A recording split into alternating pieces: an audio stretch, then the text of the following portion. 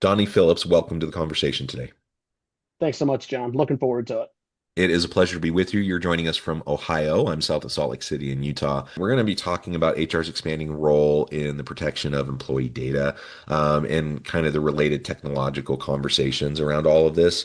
Really, I think HR has always played an important role here, but that role is expanding, it's growing, and ultimately we live in a world of big data, and we have to figure out how we're going to deal with that appropriately, effectively, ethically, and safeguard information. So that's what we'll be exploring and discussing together today. As we get started, I wanted to share Donnie's bio with everybody. Donnie Phillips is a nearly 30-year industry expert who has served in leadership for multiple human resource and payroll service providers, including some of the largest third-party administrators and employment and income verification vendors. During his career, Donnie has consulted with and provided services to employers of all sizes, from the largest of the Fortune 100 to local small businesses, as well as local governments and federal government agencies. Donnie is passionate about helping clients optimize programs while focusing on doing the right thing for all stakeholders. I love that. Such great expertise. Thank you so much for joining us. Anything you would like to highlight by way of your background or personal context before we dive on in? No, I think you really covered it all there, John. Again, looking forward to today's conversation. And I think it'll come through. This is an area that I'm very passionate about on behalf of the customers and employers we work with, on behalf of their employees, and really just the whole concept of doing the right thing in this HR space. Yeah, yeah. Maybe you can start by just kind of setting the playing field for us. Like, what is the current state of employee data protection? Like, where are we at in terms of the types and amount of employee data, what most organizations are currently doing, and where some of the gaps are? Yeah, I think that's a great tee up, John. I couldn't have asked for a better starting point in this whole conversation. So the space I've been in, and it's largely been business process outsourcing related to HR tasks and payroll tasks. And there's probably a couple of dozen solutions that employers tend to outsource. So we're talking unemployment claims management, maybe hiring tax credits, I-9 compliance, all these different functions that HR owns but outsources.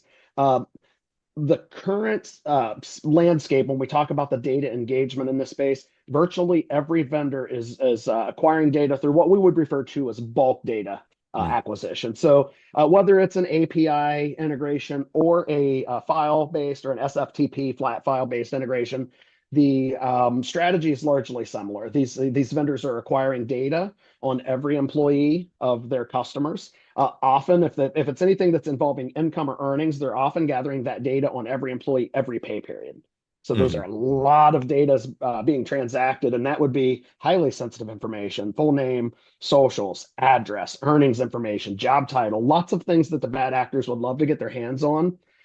And many enterprise customers are probably integrated in that type of model 8, 10, 12 times, it all concurrently. So they've got all this outflow of data. Um, the other thing I think is important to mention, talking about this data protection, I think there's kind of two views on it. Pretty much any vendor that even we come up against has really good data security, kind Yeah. of the protection, the wall around the data.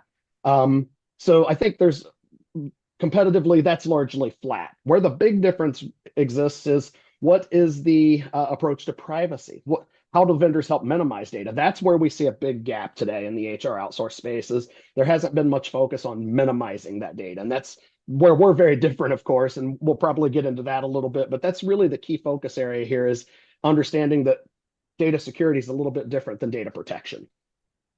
Yeah, that's a really good distinction. And so the question is, do we really need to be collecting all of the data that we're collecting, right, on an ongoing basis, so that the privacy piece is really vital.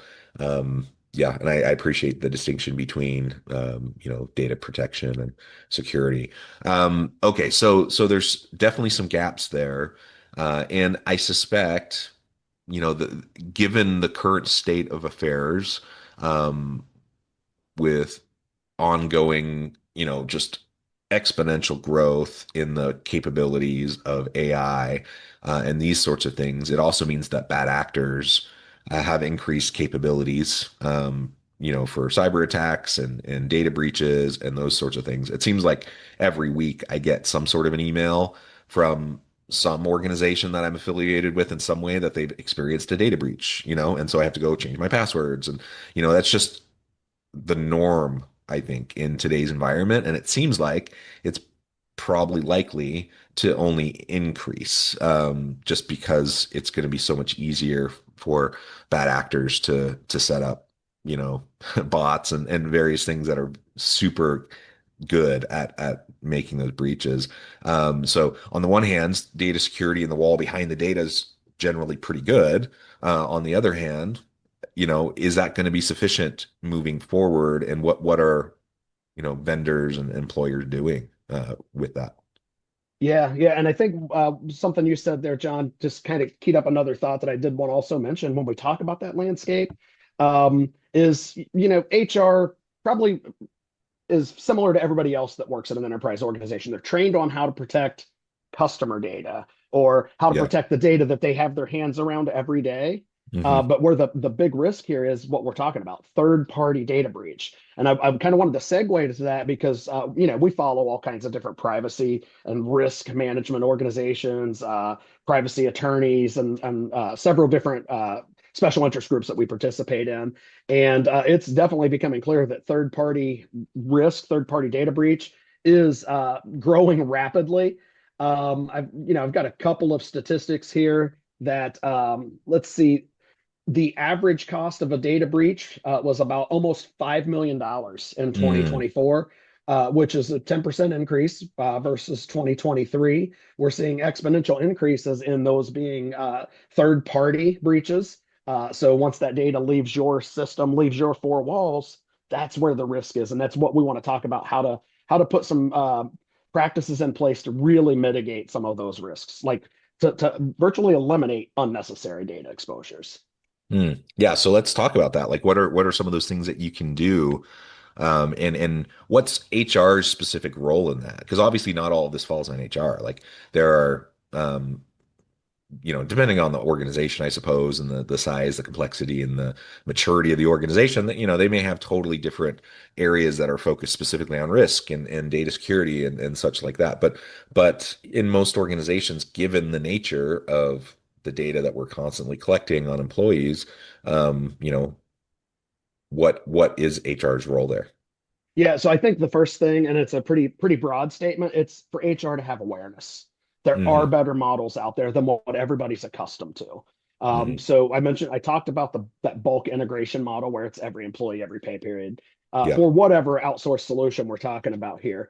The other thing, and you kind of touched on it, John, I think you made a statement that kind of really went down this path, but it is there are models out there that engage the employee data only when it's needed, at the Yeah. time it's needed. And that's what we're doing. So, just for example, if we're talking a 10,000 employee organization on a biweekly pay period, in the current bulk data model, that's 10,000 employee records every 2 weeks. Hmm. You could look at it as 260,000 records transmitted every year. Now, a lot of them is going to be on the same employee, but it's 260,000 records.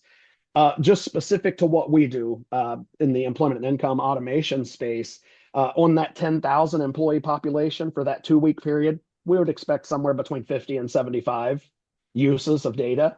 So just by going to this as needed, one record at a time model, we're avoiding touching over 9,000 records, probably close to Hmm. 9,950. That's just untouched. There's nothing that could possibly be safer than not touching the data. So, and then the cool thing we've done, John, and won't go too far down the rabbit hole, but with our integration model, we are definitely API first. Our whole strategy is to minimize the data engagement. We actually work with a vetted network of partners in the solution space. Some of those things I talked about, unemployment, hiring tax credits, absence, and leave management. We can be that single point of integration, and they all act on this real time as needed basis. So we can eliminate 99% of data movement, not only for our solution, but across all of the HR technology space. So it's a really cool model. And if there's one takeaway from this whole conversation, it is to really focus on minimizing the data exposures that your organization is enabling with your third party Hmm. Hmm. relationships. Yeah, and part of this means, and again, it depends on the organization, the size, the complexity, the maturity of the organization. But for many organizations, this means modernizing, right? Yep. Updating and modernizing your tech stack and how and the vendors that you're integrating with and all of this, right? So yeah, how do you see, an HR executive like a CHRO or senior HR director, what's their role and how they can help their teams to modernize, to protect that sensitive data. Yeah, so typically where we have a lot of success is getting to the right stakeholder there, John. So it's like HRIS administrator or CTO, CIO, GRC, like the GRC, Global Risk and Compliance leadership gets involved from a privacy perspective, and we can talk through how this whole model works. It's really getting the right privacy-focused individuals that can help influence the outcomes. So where we would lean on HR in this regard is really to talk through making sure they understand what their current environment is and the Hmm. risks of that, and then talk about how they can improve all these things by, again, going down this data minimization road. And then, of course, selfishly, we're really good at this. So the cool thing for us is the lift to move over to our integration is one of the easiest integrations that an HR team's ever going to deal with. Um, the standard setup, so we've got API integrations into most HR payroll platforms. Our standard integration process takes about 30 calendar days. Hmm. We do all the technical build. Really, there's about 3 to 5 hours of investment that we ask for from the customer, and it's really just validating that we've set them up properly, that we've Right. yeah, translated their earnings codes and all that data. So it's 3 to 5 hours of validation work. We do all the heavy lift. It's not typically an IT project. Yeah. Very good. So awareness is key, first and foremost. That makes complete sense.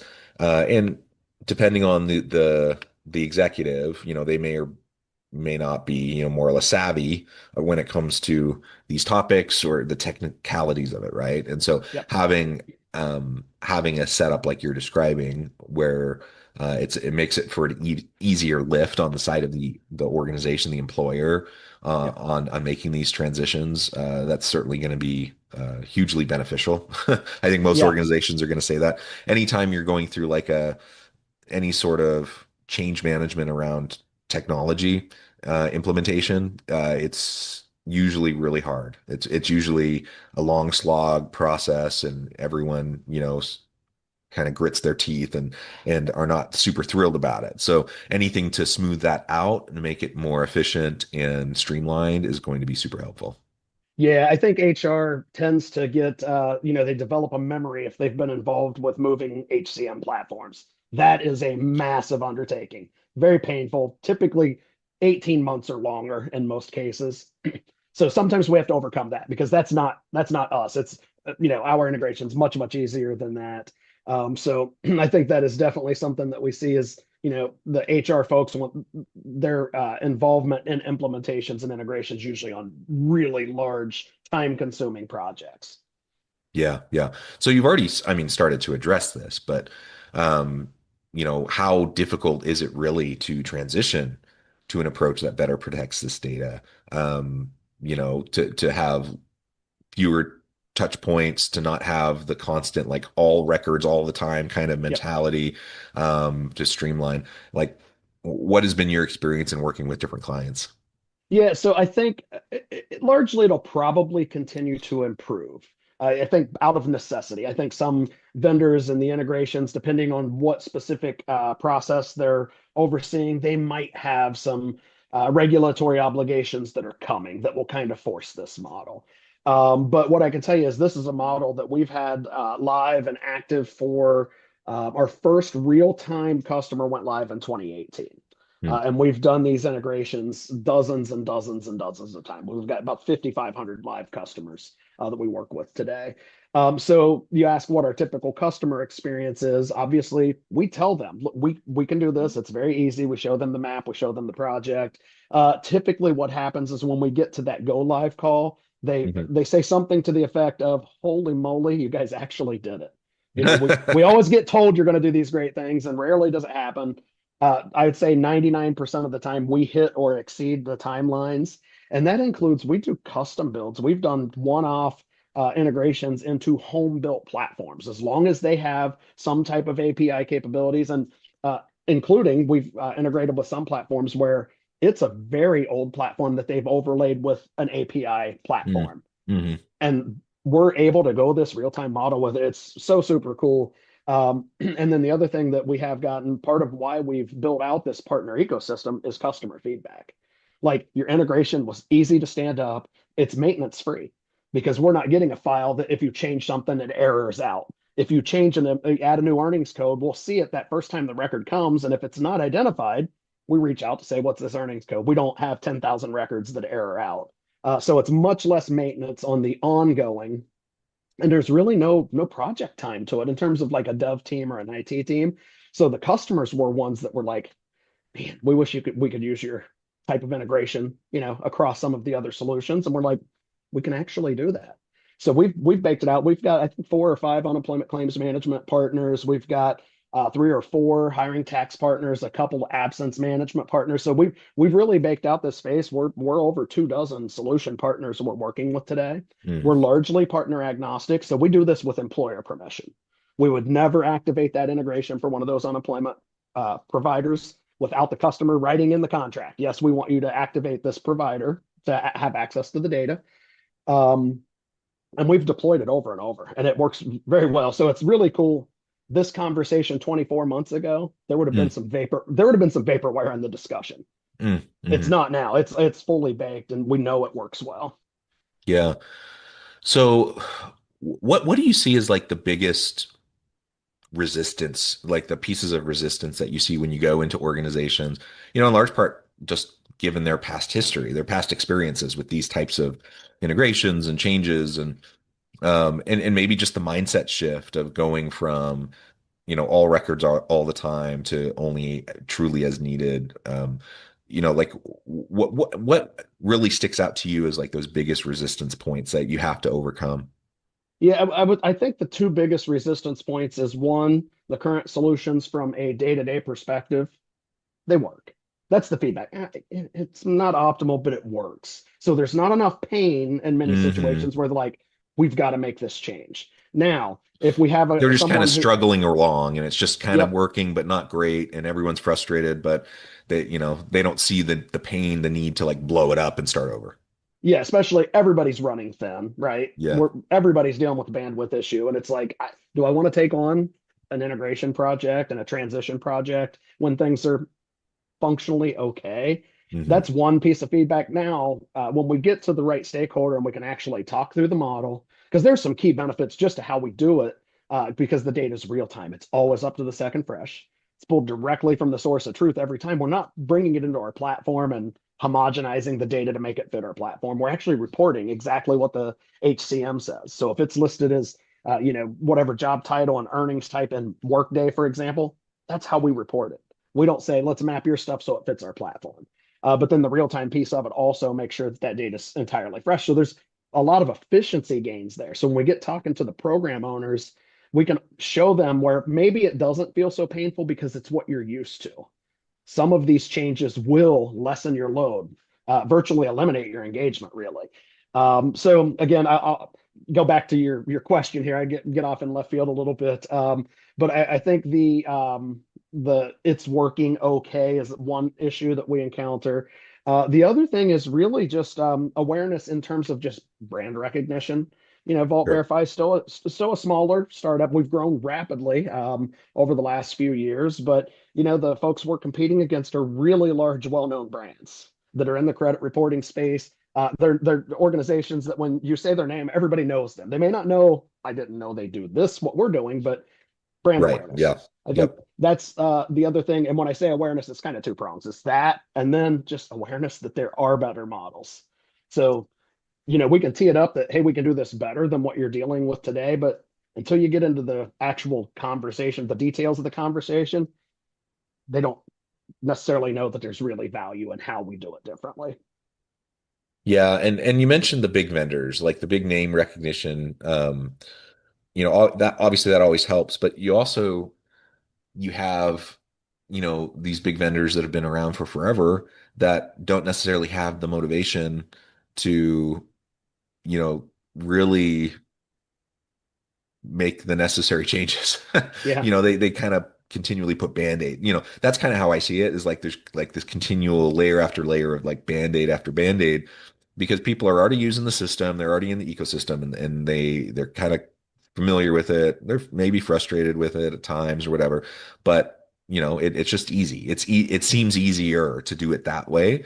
Um, what do you think it's going to take to disrupt kind of the big players? Because the model you're describing just seems so much better Yeah. than what we typically see, from a variety of standpoints, data security certainly being one of them, but just general efficiencies and time and cost and like everything just seems like, it becomes a no-brainer, yet, it's hard to dethrone the big boys, right? And Yeah. so anyways, what do you think it would take?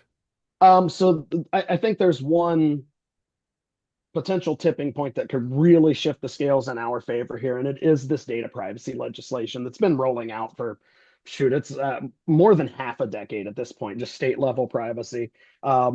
If more states were as stringent as California, Mm, we would absolutely have a massive upper hand in the space. A lot of the states have granted exemptions to some of the other vendors in terms of the data privacy obligations because their credit reporting. So they say we're governed by FCRA regulations, therefore we're exempt from, this privacy regulation. Some of those states even say employer data is not considered consumer data, so it's not under the right. scope. California does have employee data in scope. But I think if we got some oversight with teeth to it, like California, I think there would be a necessity for employers to find better models. So, of course, from our perspective, we're definitely pushing ourselves in California because there's a legit, case to be Right. made there. I think what we're waiting for, what will help us, and not that we're wishing this on any employer, but when that first fine hits for employee data, I think there'll be a scramble. We've seen it for consumer data, and Yeah. California has stood up. They've got a whole branch of agents and investigators that are investigating and setting up for enforcement in the CPRA. So I think it's a matter of when, not if, something will unfold. And like, again, I hate to name names, but it's a very public case. I think it was 24, it might have been 2023, but Sephora got a $1.2 million fine for not processing the consumer opt-out request. I think it was. It was related to the consumer data. But a $1 million fine would probably give some employers a reason to think Right. about, oh boy, we probably need to look at this and tighten the belt, so to speak. Yeah. Yeah. Awesome. Well, and again, just the pace of change, technological disruption, I think all of that is going to continue to push us this direction. And I would love to just see things continue to become more efficient, more streamlined, more simplified where appropriate, and less touches, right, Yep. of key sensitive data is always going to be better. And so that's definitely a mindset shift, I think, for a lot of folks. That's something that we can work towards. Well, Yep. Donnie, this has just been a really great conversation. I know at the time I'm going to need to let you go here in a minute, but before we wrap things up, I just wanted to give you a chance to share with the audience how they can connect with you, find out more about your work, your firm, your team, and then give us the final word for today. Yeah, absolutely. So hit our website. It's very easy, vaultverify.com. We have all kinds of resources out there. If you go to the partner, I run partnerships for Vault Verify. So if you go to the partnership page, my contact information's right out there. There's also a link to request a demo. We're always happy to get engaged and talk with the customer, even if there's not a sales opportunity, this month or this quarter or even this year. We're always happy to start building those relationships. And again, we're very, very intimately focused on doing the right thing and helping employers. Sometimes that is nothing more than doing a little bit of consulting up front, and Hmm. we know down Hmm. the road it'll pay off. We've seen it. We've two of our three largest customers would historically refuse to outsource because they didn't want to expose data. Once they got connected, they're like, "This is exactly what we've been looking for a long time." So we know the model resonates when the right person gets involved. So again, hit the website. My contact info is out there. Happy to take on any questions, calls, demo requests. Look forward to it. Wonderful. Donnie, thank you so much. It's been a real pleasure. I encourage the audience to reach out, to get connected, find out more about what Donnie can do for you. And as always, I hope everyone can stay healthy and safe, that you can find meaning and purpose at work each and every day. And I hope you all have a great week.